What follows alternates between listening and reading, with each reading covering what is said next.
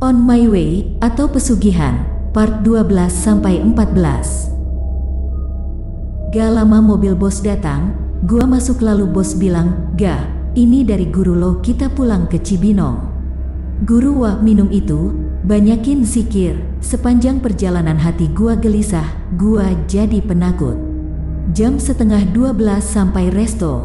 Di sana ada beberapa orang yang memang nungguin bos sama gua ke resto.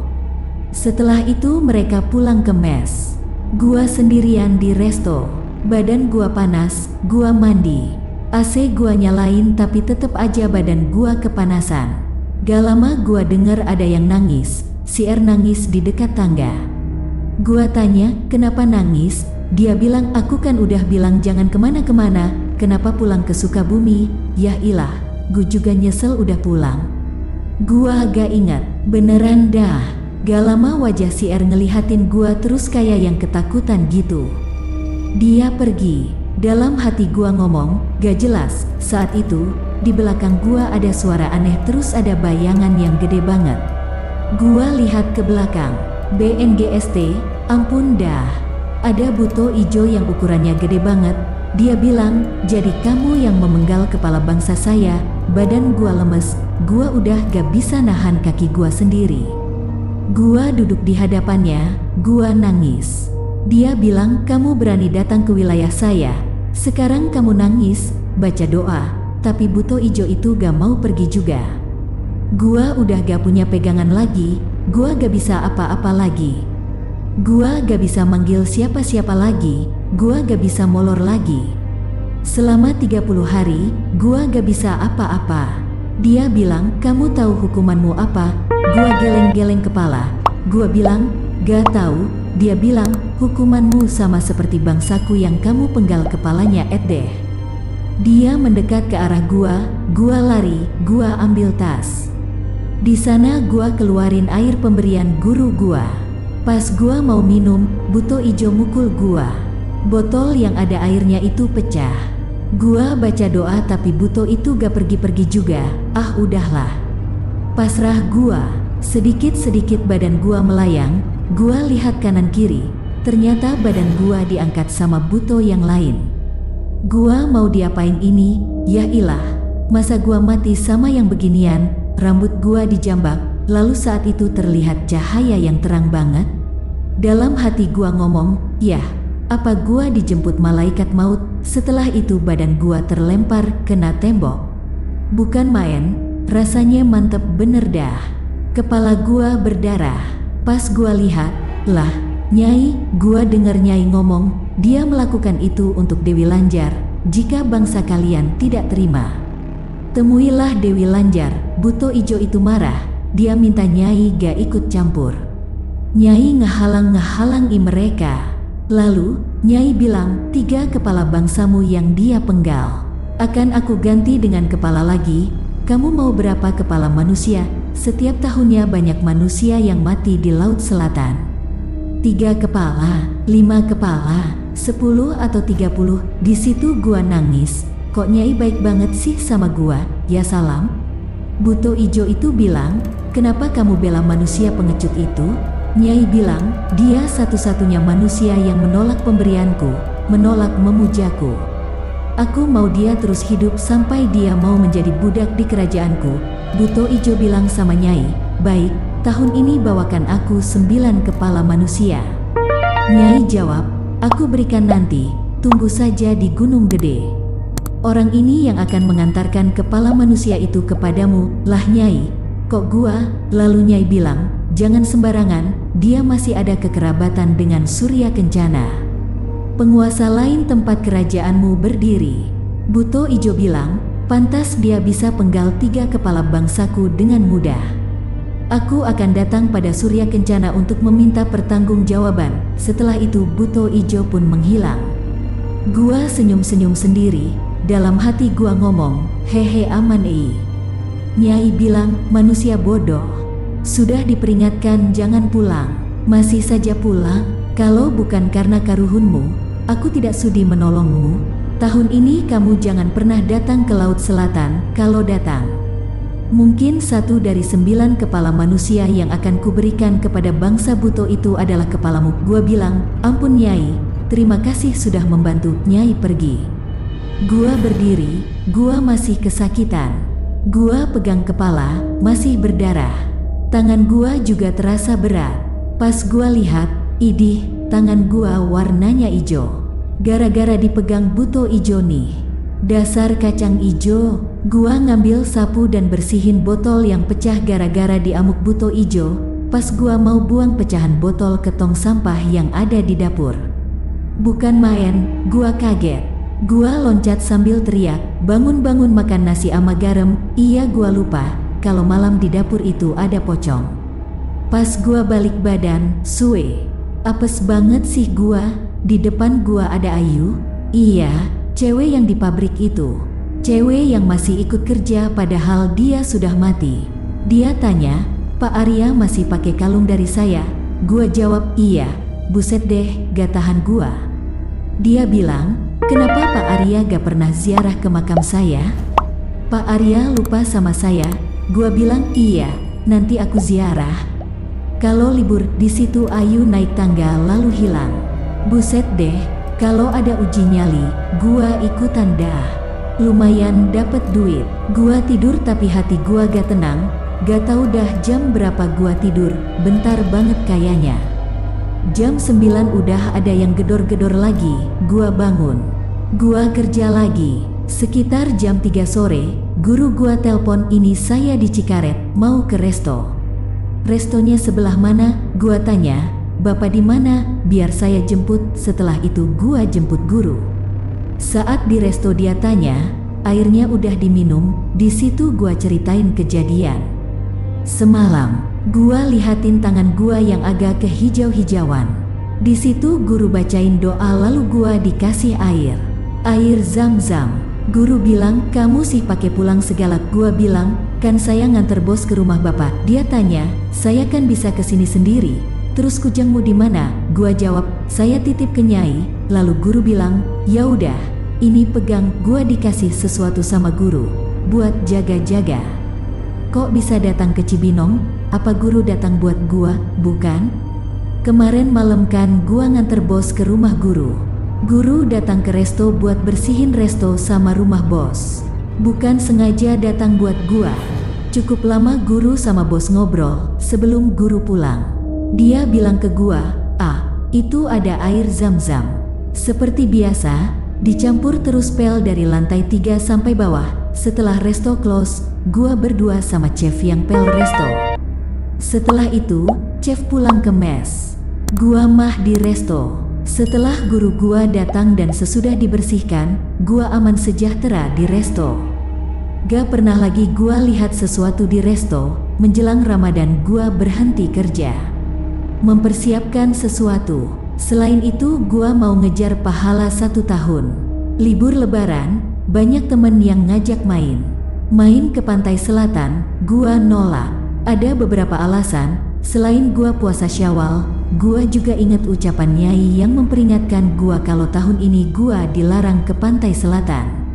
Karena kalau tahun itu gua ke pantai selatan, mungkin gua adalah salah satu dari 9 kepala yang akan diberikan Nyai kepada bangsa buto ijo di Gunung Gede sebagai pengganti 3 kepala buto ijo yang gua kasih ke Dewi Lanjar. Beberapa hari kemudian, banyak berita di Fabe yang mengatakan bahwa libur lebaran kali ini banyak orang yang hilang di pantai selatan. Di malam terakhir puasa Syawal, Nyai datang ke mimpi gua. Dia bilang, besok kamu ke Gunung Gede. Bawa 9 kepala itu ke bangsa buto ijo, 1 bulan full ditambah 6 hari puasa Syawal. Semoga diterima dan itu menjadi bekal yang lumayan kalau gua pulang, lebaran ketupat sendirian. Saat itu gua makan sambil nangis. Pertama, puasa itu gak mudah. Kedua, malam ini bisa jadi gua. Biarinlah. Setelah Isya gua tidur, gua siap-siap. Gua perbanyak zikir. Gua pasrah. Di situ gua mimpi ketemu sama semua orang-orang yang gua sayangi. Tapi saat itu ada seseorang orang yang bilang, bangunlah. Gua bilang, tunggu sebentar. saya belum ketemu kakak perempuan saya. Dia bilang cepat bangun. Di situ gua berdiri, tangan gua ditarik sama seseorang. Dalam hati gua bilang, siapa nih? Gua bilang tunggu, mau pakai jaket dulu. Pas gua ambil jaket, lah kenapa ini? Wah ngeri ini. Gua lihat ke belakang, deh, itu gua lagi tidur. Ini gua kenapa? Gua keluar rumah tanpa membuka pintu. Gua nangis sekencang-kencangnya. Gak lama ada kereta kencana. Iya, itu kereta kencana punya Nyai. Nyai ngelempar sesuatu yang dibungkus kain berwarna hijau. Gua tanya, Nyai, ini apa? Nyai bilang, itu untuk bangsa buto ijo. Gua bilang, jadi ini 9 kepala manusia? Nyai bilang, jangan merasa terkejut seperti itu. Aku ingin muntah melihat tingkahmu itu. Cepatlah, kita harus ke Gunung Gede. Gua naik ke kereta kencananya Nyai. Nyai bilang, turun kamu. Gua bingung. Lalu gua tanya, tadi katanya berangkat ke Gunung Gede? Nyai bilang, iya, tapi kamu jangan naik kereta kencanaku. Lah. Nyai bilang, itu, kamu naik kuda itu, buset, kuda kok ada sayapnya, kayak pernah lihat. Nyai bilang, manusia merepotkan, itu kamu naik kuda sembrani. Kuda itu milik suamiku, Sultan Agung. Dia mengizinkan kamu menggunakan kudanya untuk ke Gunung Gede. Itu bantuan darinya karena kamu puasa Syawal. Wah, naik delman istimewa dong. Gua naik kuda sembrani dan gak lama nyampe di Gunung Gede. Gua tanya Nyai, kok sebentar sih? Saya kan belum puas naik kudanya. Nyai bilang, ya sudah, kamu mati aja dulu. Nanti aku kasih kuda itu untuk kamu, deh sekate-kate nih Ratu Jin. Saat itu Nyai turun dari kereta kencananya. Dia bilang, ikuti saya. Gua turun dari kuda sembrani lalu gua ikutin Nyai dari belakang. Lalu dia berhenti. Gua tanya, kenapa Nyai? Dia memberikan kujang, rung yes. Dia bilang, simpan di belakangmu, jaga-jaga. Kalau ada bangsa buto yang menyerangmu, penggal saja kepalanya. Gua bilang, kalau saya penggal kepala buto lagi, nanti saya dikejar-kejar lagi dong. Nyai bilang, kan aku bilangnya kalau ada yang nyerang. Kalau gak ada yang nyerang ya gak usah dipakai. Bodoh, busrak dah. Becandanya bangsa jin kayak gini ya. Ah, gua keringin juga nih Laut Selatan. Gak lama kita sampai, maksudnya gua sama Nyai sampai di tempat yang dipenuhi bangsa buto ijo. Nyai bilang, ini kerajaan bangsa buto ijo. Dalam hati gua ngomong, namanya buto ijo, badannya item. Kacang ijo pakai ketan item tambah roti Singapura, goceng haha. Nyai berdiri di samping kanan gua saat gua mau ngikutin Nyai. Buto ijo itu tanya, mau kemana kamu? Nyai bilang, maaf Raja, dia manusia. Dia tidak tahu siapa Raja. Aku kesini untuk mendampinginya. Raja bangsa buto ijo tanya ke Nyai, mana janjimu itu? Nyai bilang, ada di tangan manusia itu. Lalu Raja buto ijo berdiri, sialan. Gede banget sih lo, dikasih makan apa sih? Kadang gua berpikir, itu buto ijo apa kolor ijo sih? Dilihat-lihat ini Raja buto ijo kayak Hulk. Dia kenal sama Thor gak ya? Gua senyum-senyum sendiri.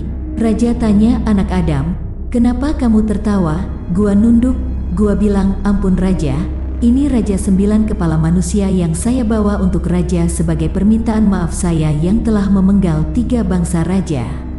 Mohon dimaafkan, saya tidak akan mengulanginya lagi. Raja bilang, buka. Gua buka kain itu, gua pengen muntah.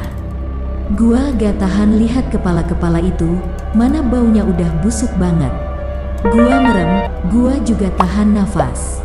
Di situ gua dengar suara aneh, pas gua buka mata. Idih, dimakan. Setelah itu Raja buto ijo bilang kepada pengawalnya bahwa manusia itu, hah, gua gemeteran, gua pikir udah selesai. Kenapa gua mau dibawa, tapi kok gak ada yang datang ke gua? Pas gua lihat, buset. Ternyata yang dimaksud Raja itu adalah teman gua.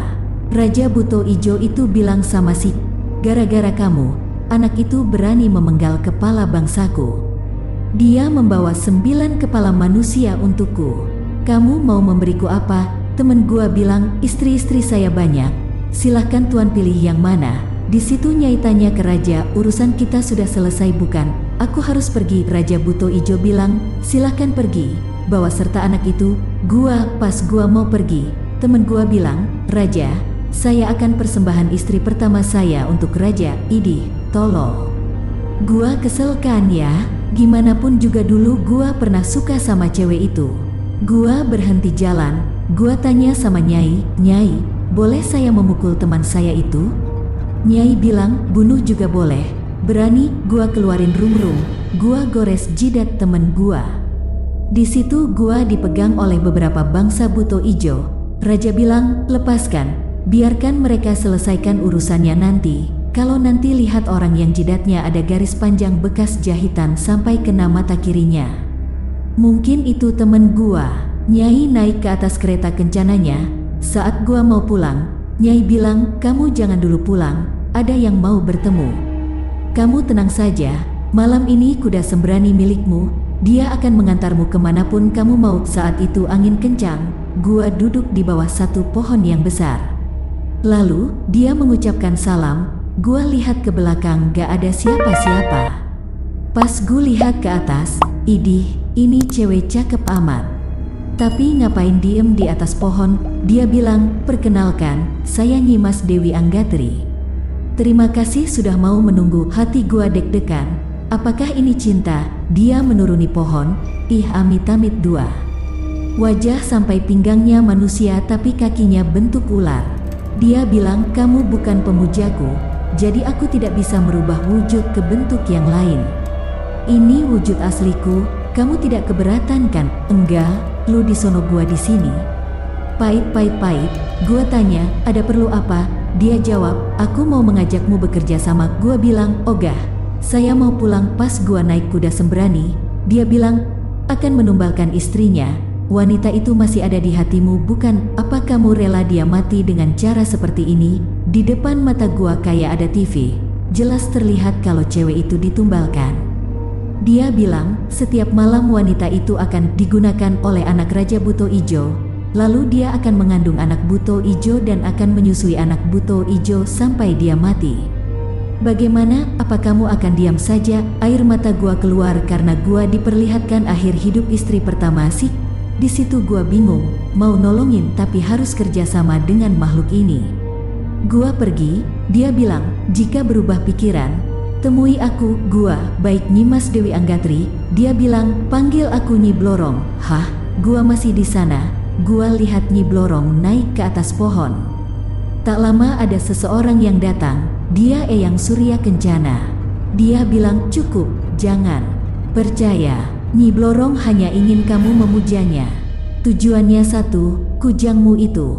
Pulanglah dan tinggalkan alam ini, hidup saja di dunia. Gua pulang ke rumah diantar oleh kuda sembrani. Di tengah jalan, gak tahu kenapa semuanya menjadi gelap. Pas gua buka mata, lah, gua ada di mana? Lalu ada seseorang yang bilang, jawabnya ada. Di ujung langit kita ke sana dengan seorang anak yang tangkas dan juga pemberani. Di situ gua lihat banyak ular, dari yang ukurannya kecil sampai yang ukuran besar. Lalu terdengar suara, di Gunung Gede ada Surya Kencana, dia pasti melarangmu. Di sini hanya ada aku dan kamu. Buset Nyi Blorong, bajunya ada yang lain gak? Saya gak tahan lihat tetenya. Tete Okarin kalah. Nyi Blorong merayuku, dia pun menawarkan kekayaan. Dia bilang, banyak manusia yang datang kepadaku meminta kekayaan. Aku bisa memberimu tanpa harus memberiku persembahan. Di situ Nyi Blorong memperlihatkan emas yang sangat banyak. Buset, toko emas Sinar Harapan aja kala ini mah. Bohong kalau gua gak mau, gua juga manusia biasa. Lihat emas segitu banyak ya, mata gua langsung melotot. Dalam hati gua ngomong, ngambil satu batang emas ketahuan gaya. Gua jadi mikirin kekayaan, gua pengen kaya. Siapa sih yang mau hidupnya susah terus? Gua diajak keliling istananya. Ada satu tempat di mana semuanya terbuat dari emas. Nyi Blorong bilang, silahkan ambil semaumu. Di situ gua udah gak bisa nahan lagi. Pas gua mau ngambil emas, gua dengar suara yang nangis. Sambil senyum Nyi Blorong bilang, jangan dengarkan, ambil saja. Gua pegang beberapa emas batangan. Nyi Blorong bilang, ambil ini. masukkan semuanya ke sana. Gua ambil banyak, tapi suara tangisan itu semakin jelas.